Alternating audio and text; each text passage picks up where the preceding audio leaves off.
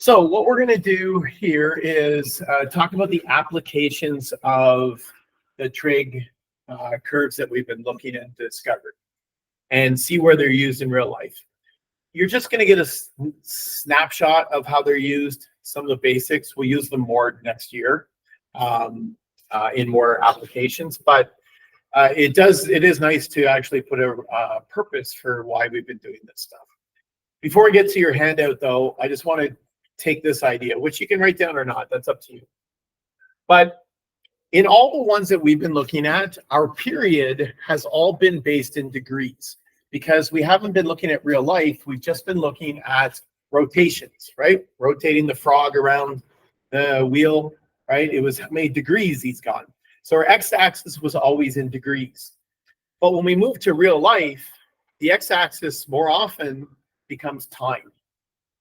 And that's going to change one key feature of our equations, the period, and the k value. So if I had a situation like this, where we have a sine curve or cosine curve, it doesn't matter, it's the same k value. But instead of saying it is going 45 degrees or 60 degrees, or 180 degrees is the period, we're going to say it is 45 seconds. Luckily, our formula is still the same. So if we have 360 over k as our formula, the difference is our period isn't a degree, it's a time value. So it's 45. So the question is, what value for k is going to get you 45? Well, you might want to do the rearranging of algebra, multiply by k, divide by that. We got 360 divided by 45 equals k. And what is 360 divided by 45?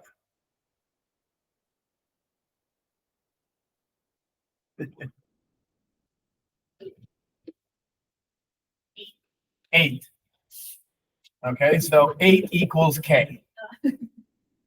So now instead of having a k value that was like, usually we only had ones like 2 or 3 or a third, our k value is going to be a much bigger number here. Okay. What if it was 60 seconds? 360 over something equals 60.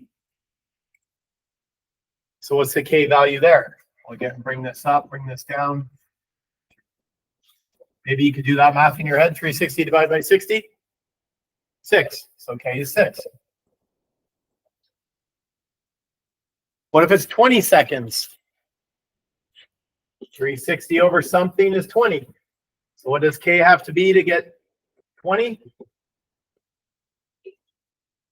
18? Absolutely. Okay. So the good news is, same formula.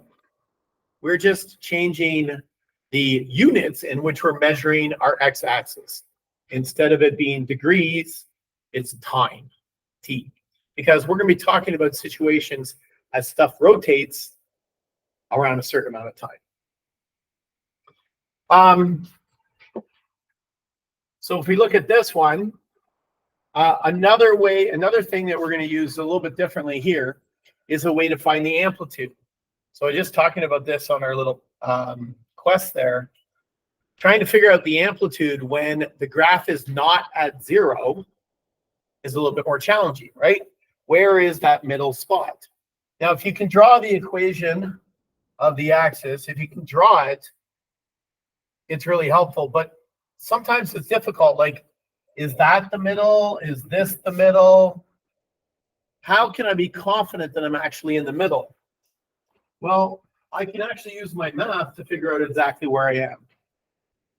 The middle is going to be the average distance between the highest point and the lowest point. So that I can read off my graph. The highest point of this graph is at -1. Do you agree? I mean, it doesn't matter whether it's here or here. It doesn't matter. And what's the lowest point? -5. What's the difference between those? So how far apart is -1 and -5? 4, right? Except, is my amplitude 4? what's my amplitude going to be? 2. And so if I take those two numbers and I do the average of them, would you agree the average would be right in between them? So how do you find the average of two numbers? Add them up and divide by 2. So this, add them up, is -6. Divided by 2 is -3. And then that tells me exactly where the middle spot is. And now, once I know the middle spot, I can draw that axis. And now it's obvious what I'd already thought about, and that is the amplitude is 2. Okay.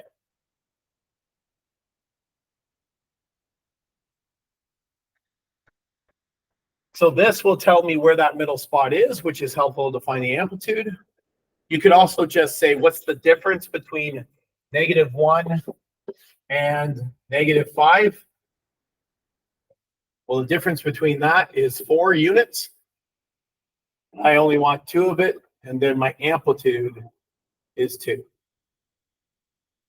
For me, I like to use this idea because not only does that middle axis help us find the amplitude, but it would help us also find where this sine curve starts, right? Remember when I was drawing the sine curve, without that information, sometimes it's tricky to see where that thing starts.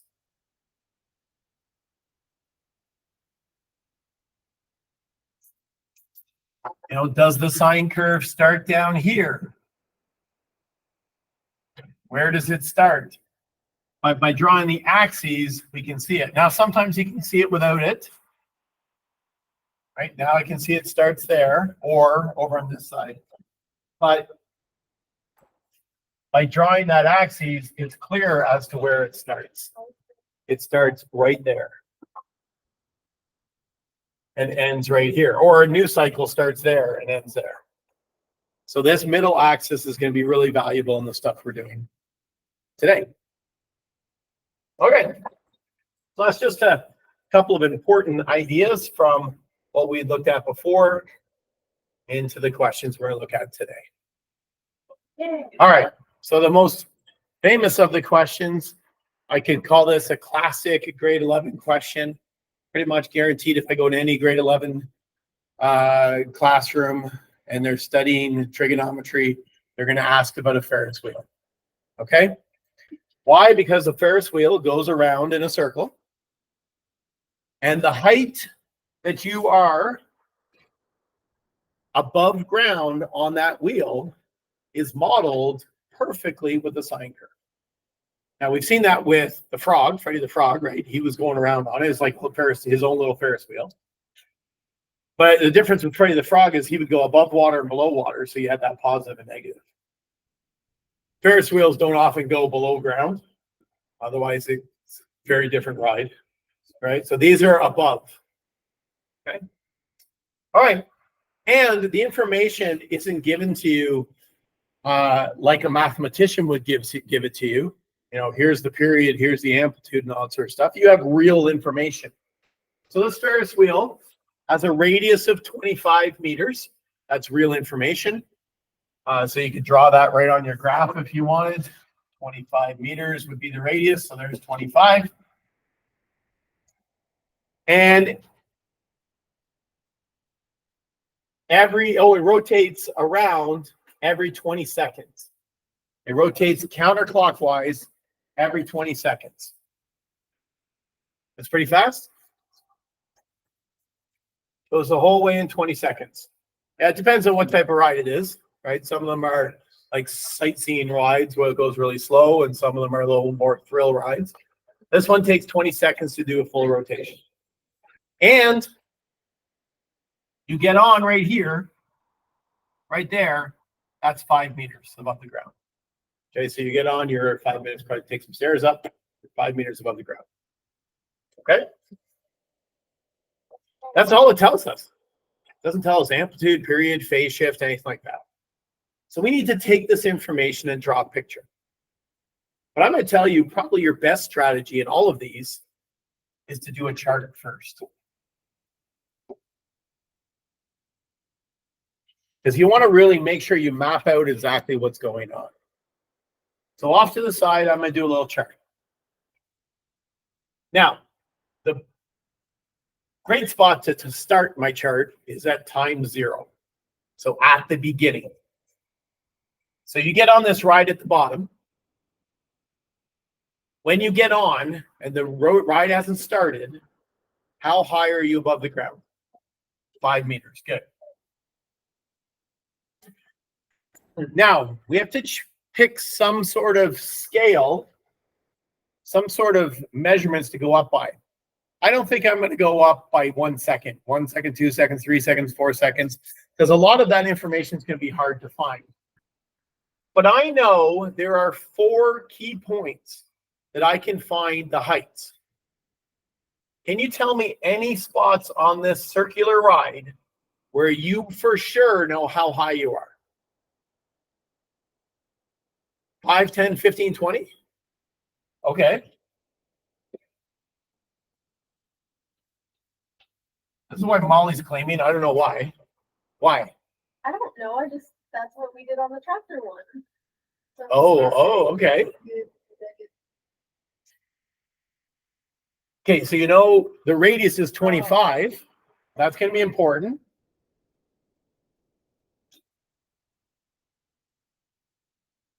Put it this way, do you know how high you are at the top of this ride? Touch your elbow, partner. What were you going to say? Was you going to tell me the answer to that? No.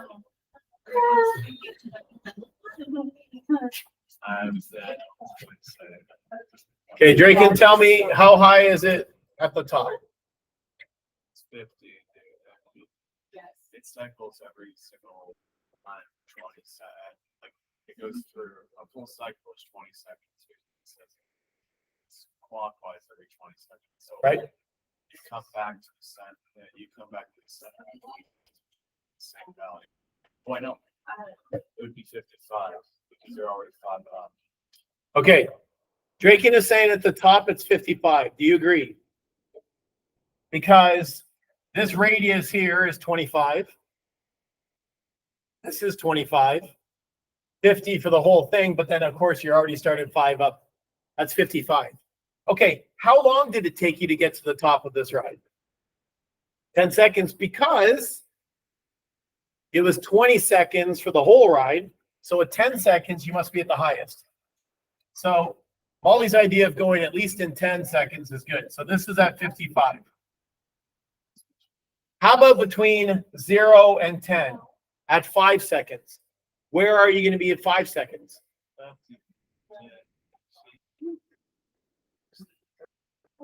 Show me on the ride. I'm going this way.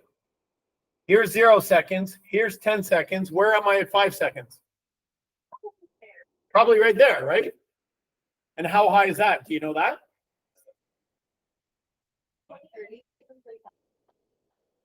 27.5. That's curious. You both said that, and then you said 30. Well, yeah. Wait.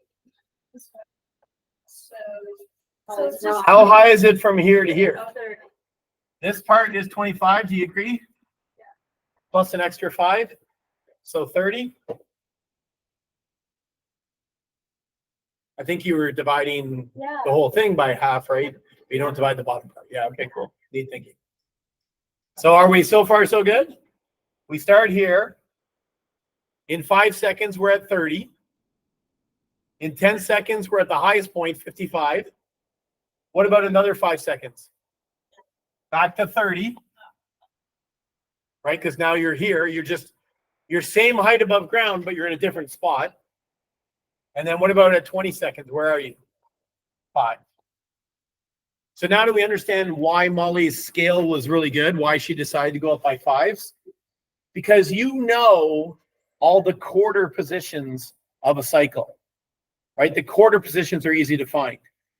You know, like 1 second's not easy to find. It's an awkward number.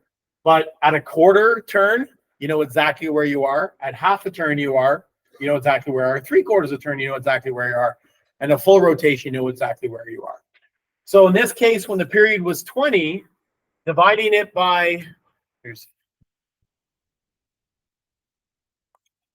dividing it by 4 to get the different quarters will be very helpful.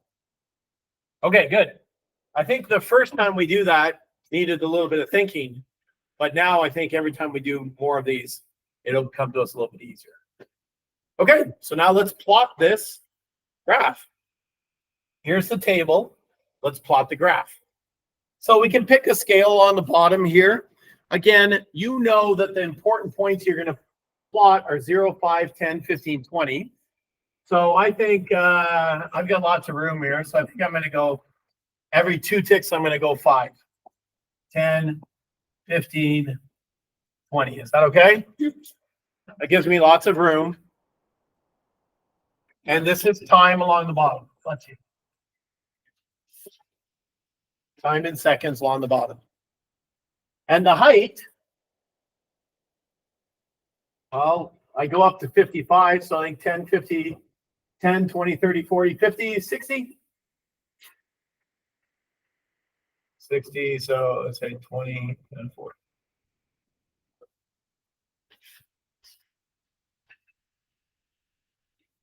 And that's the height in meters.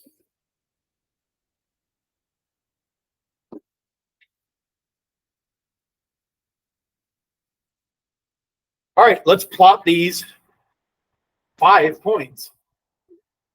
So we know it's going to go start at 0 and it's at 5 meters. It's going to be right about there. At 5 seconds, we're at 30. At 10 seconds, we're at 55. At 15 seconds, we're back to 30. And at 20 seconds, we're back to 5. So we have a really nice shape that looks an awful lot like the trig functions we've been studying. Except this one looks like a cos curve, right? And you see the question I've asked for the sine curve. Now, later on, you might deem this easier question to do as a cosine curve, but I'm going to purposely force us to do a sine curve because it's a little bit more challenging and it'll hit some of the other things that we have. And other times we don't have a choice. We'll have to choose one. So this doesn't look like a sine curve yet, but if I keep going, which this ride would do, right? It would just repeat. Another 5 seconds, it would be back to here. Agreed? So let's just extend our ride back up to there. Now, can you see a sine curve? Yeah, I can see it. It starts right here and it finishes right there.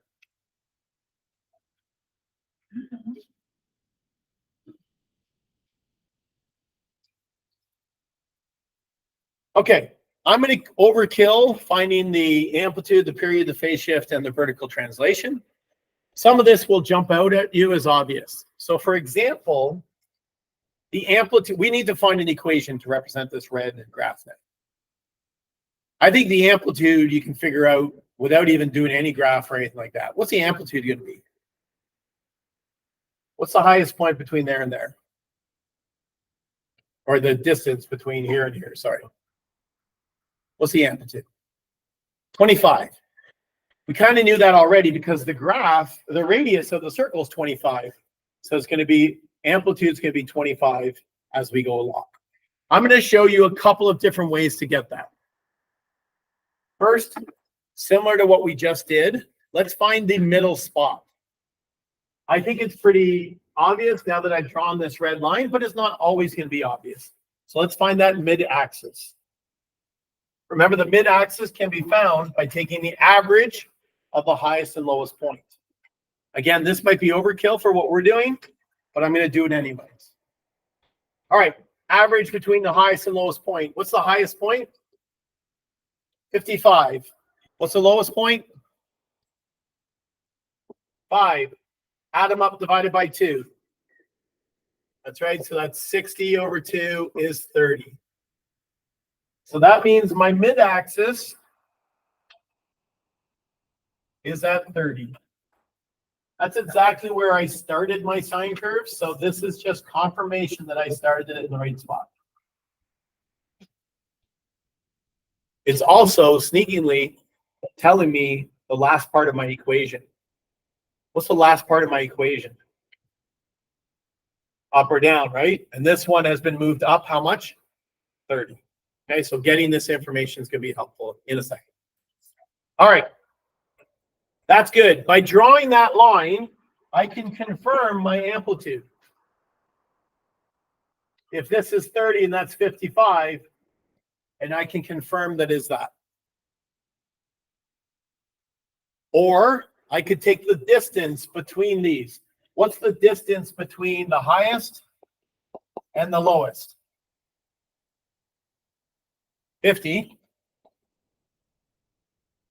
So half of that is 25.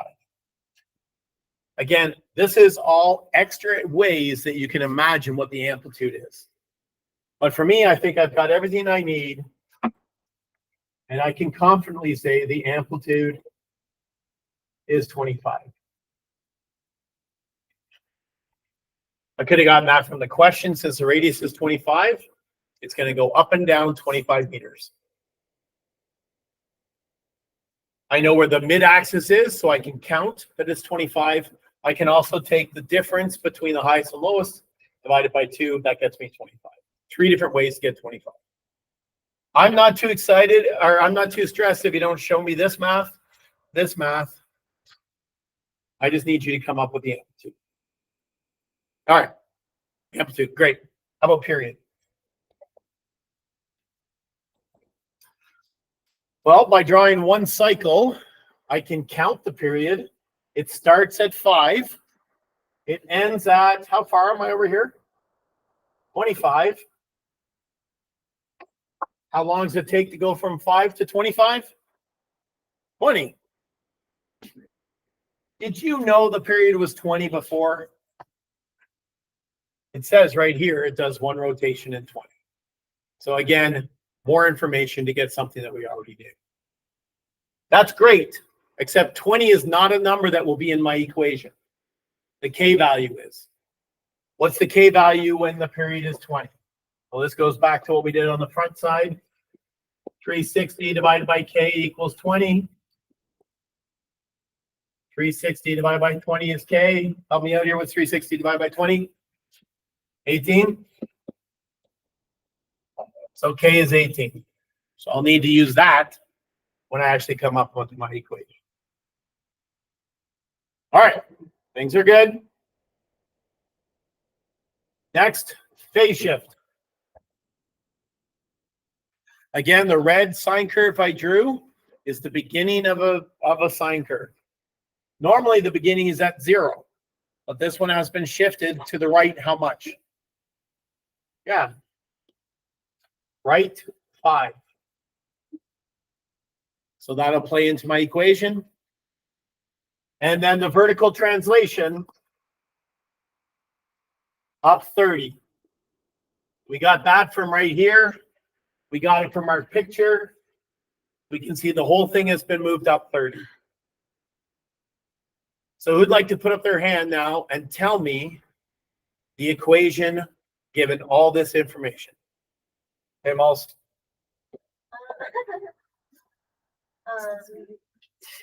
25 sine 18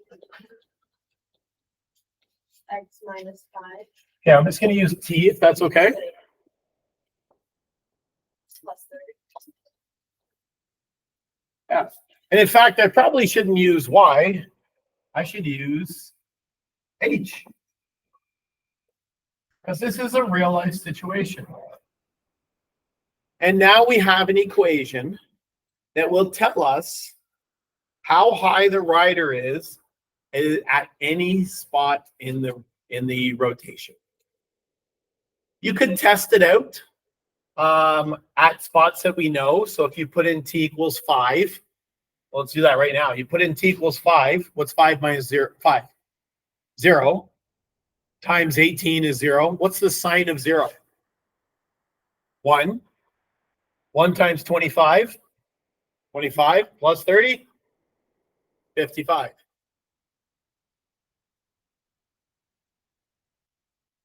Okay. But let's actually answer the question, because the question says,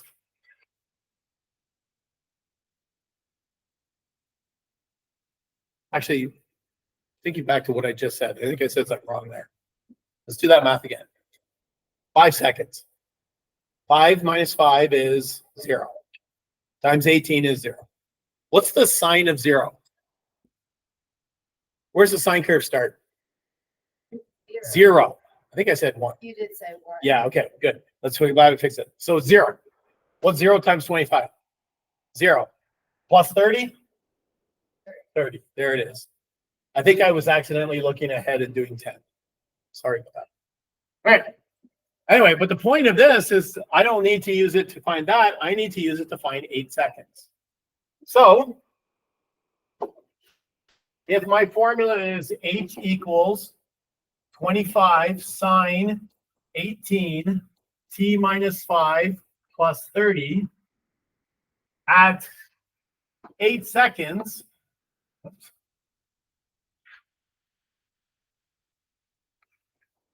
at t equals 8, we just plug in 8 into our formula.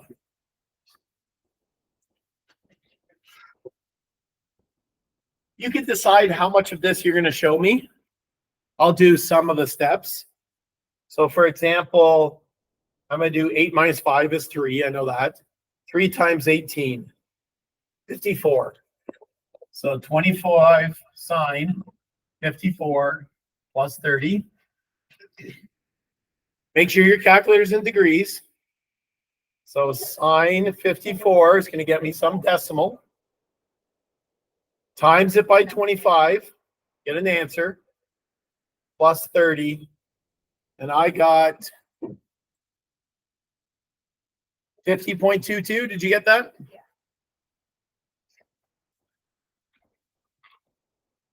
I'll just use one decimal point, 50.2 meters. So it is 50.2 meters high.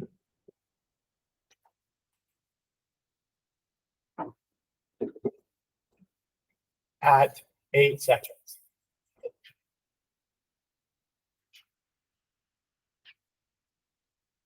And I can use this formula to find anywhere. Let's check and see if that number makes sense.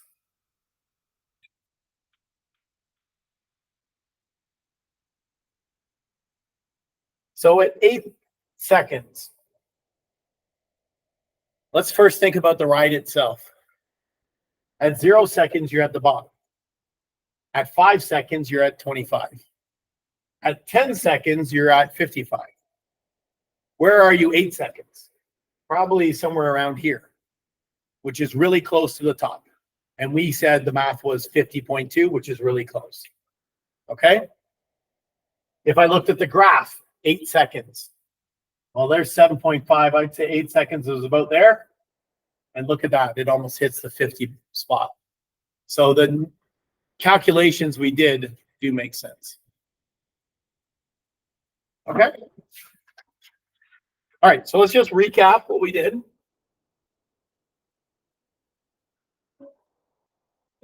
We looked at the scenario. We read about it. We got some information. We realized we have to model this with a graph and an equation. But the best way to do it is to start with a table. We know that a full rotation is 20 seconds. And we want to know what happens at the quarter rotations, because those are the spots we can figure out. So since it was 20 seconds, it was easy to talk about 5, 10, 15, 20. We knew at the start, it starts just above the ground at 5 meters. When we get to a quarter of rotation, it's gone 20, 25 plus the extra 5. So that's 30. At the top, it's got two radiuses, which is 50, plus an extra 5 is 55. 3/4 of a turn at 15 seconds. It's back to the same height at 30. And then at 20 seconds, it's down back at the beginning at 5 meters off the ground. We took that information, plotted it on the graph, saw probably a cosine curve, but I asked for a sine curve, so we just extended to draw the sine curve. When we see that sine curve, I drew it in red to really make it pop out. Then I found the middle axis, the mid-axis, by doing the average of the highest and the lowest, because now it really clarifies where that graph starts. I knew the amplitude was 25 3 different ways by looking at the question. It's a radius of 25, so it's going to go up 25, down 25, up 25, down 25. Or I could take the distance between the highest and lowest, divided by 2. That was 50. So half of that is 25. Or I can see it in the graph and saying that's 25. So I got the amplitude is 25. The period is 20 seconds by looking at the graph, or just reading the question. It does a full cycle in 20 seconds. That isn't the number I use, though, for my equation.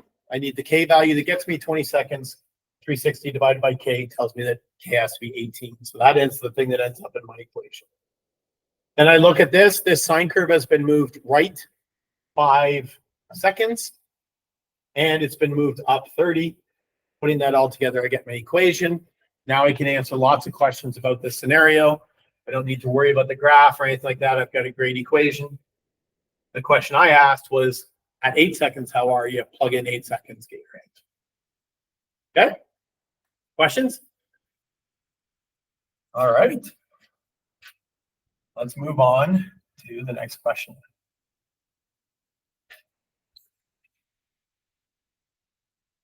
So the height of the water at high tide is 10 meters, and at low tide is 5 meters. Has anyone been to like out east where the tide is like really drastic? Like the Bay of Fundy is famously known for this, where you go really, really high, and then you come back a couple hours and the tide's way low. Okay, it happens in Myrtle Beach too. You kind of see that where the water's coming all the way up to one part of the beach, and then you come back in the afternoon and it's like all the way back, right? That's the tide. So the tide is very drastic in some parts of the world. And here's an example of one where at high tide, it's at 10 meters. So if we had like a dock out there, it would be up 10 meters on the dock. You come back at low tide and it's at 5 meters. These usually happen twice a day, every 12 hours. Now, technically, a tide is usually 12.5 hours. But for the point of the math here, we're going to pretend it happens perfectly at 12 hours. Okay? Because then it makes it some nice numbers. So we're going to pretend it happens at 12 hours between the high tides. That means you start at 10 meters, it's going to go down and then back up, and 12 hours later, it'll be back at 10 meters.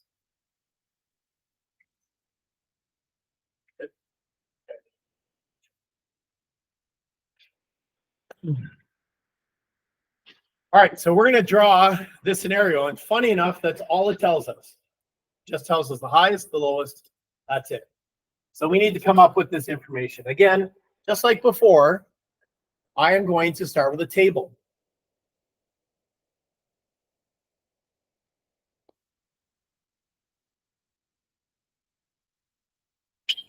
You'll notice that to make this question easy, I've assumed that high tide is at midnight.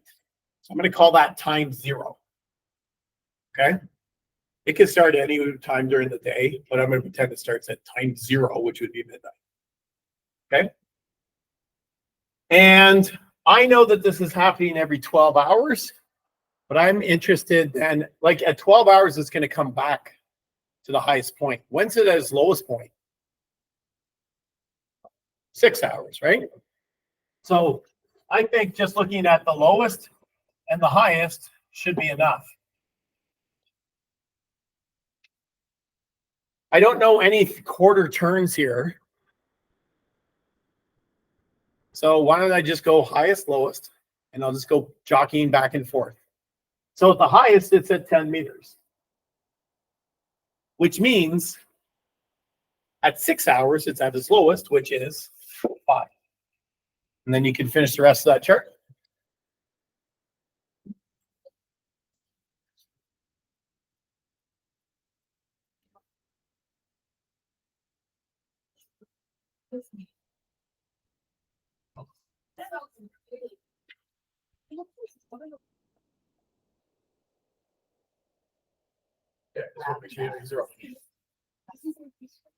All right.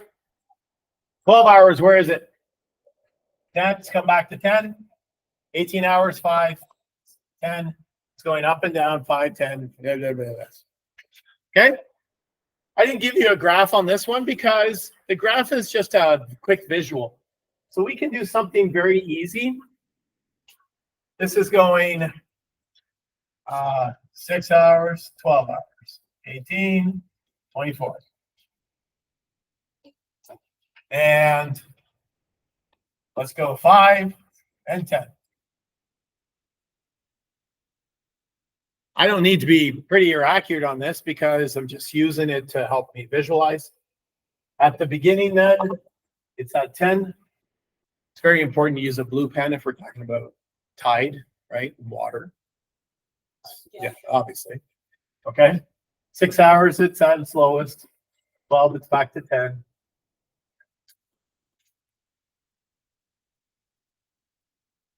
We know this is going to happen like a trig curve, not a V, right?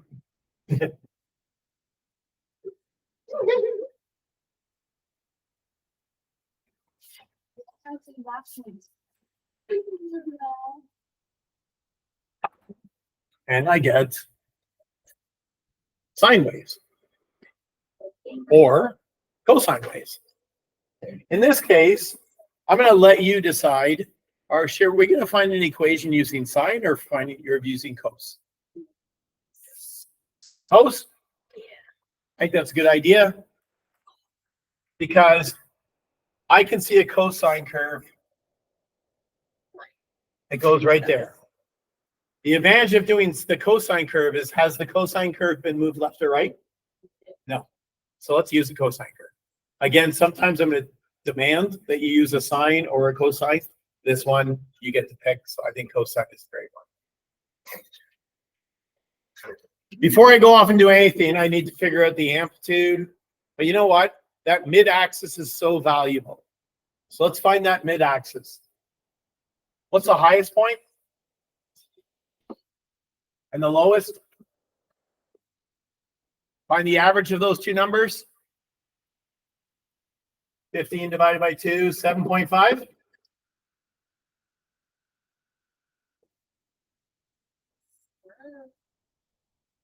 I think I drew it a little low.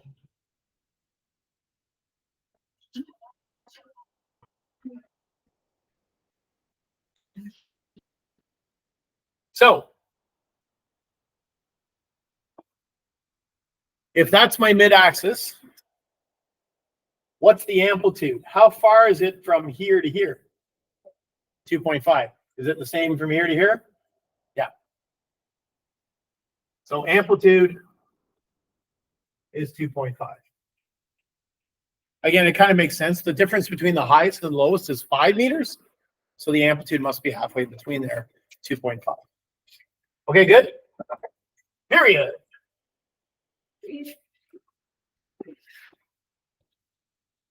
How long does it take to do one cycle? 12 hours. That's right. Because it says it starts at high tide, does its little dips, and comes back at high tide, 12 hours. So 12 hours, except that's not going to be the number I need. What do I need for my equation? The K value. So 360 divided by K is 12. Someone tell me 30. Do you agree? I agree. Okay, good. Has the cosine curve moved left or right? No. This is the advantage of doing cosine, is it has no phase shift. But it does have a vertical translation. How much does the cosine curve move up?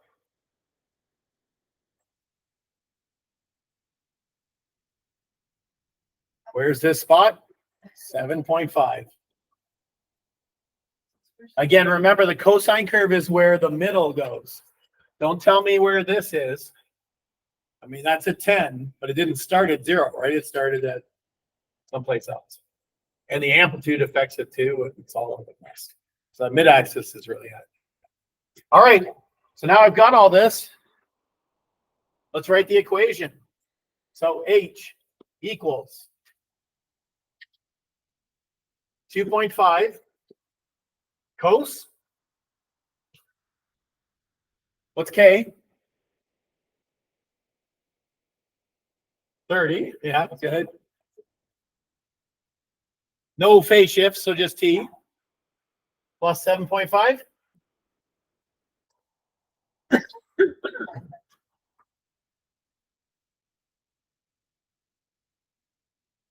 Good.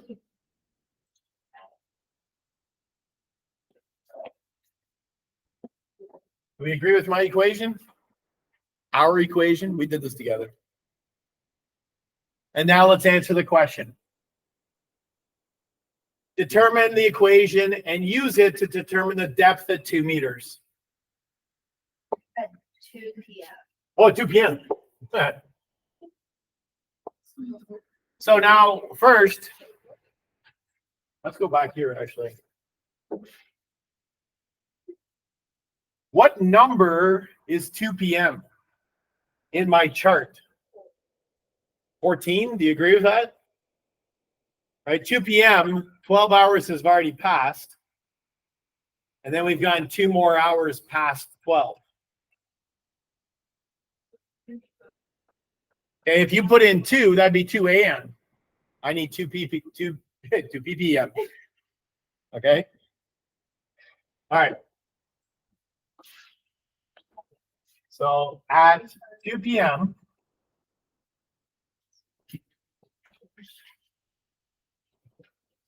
T equals 14.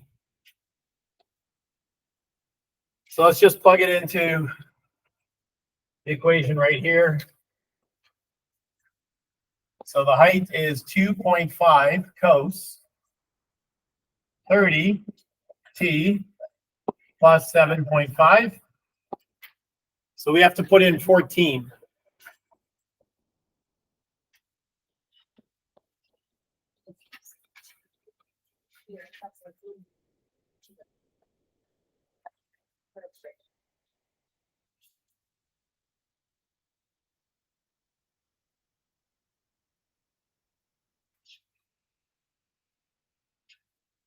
Again, I'm going to give you, you decide how much you're going to show me. Thanks.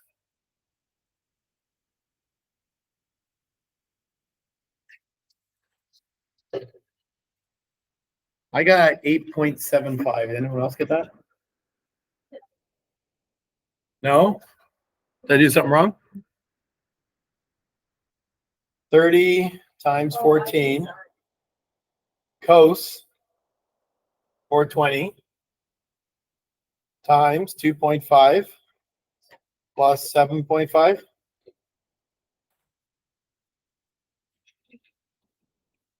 You said you did sine by accident? I did that too the first time I did this. But this one is definitely asking, or it's cos. So that means the height or depth of the water at 2 p.m. is 8.75 meters. Where are we in the cycle of the tide? So this is midnight. This is 6 o'clock. This is lunch. And 2 hours is just past it, somewhere around here. So that makes sense, right? We haven't quite made it back to the lowest point. Well, we definitely haven't made it to the lowest. We haven't made it to the midpoint. So 8.75 seems reasonable. Okay? All right. You got questions on the back to practice? Yeah.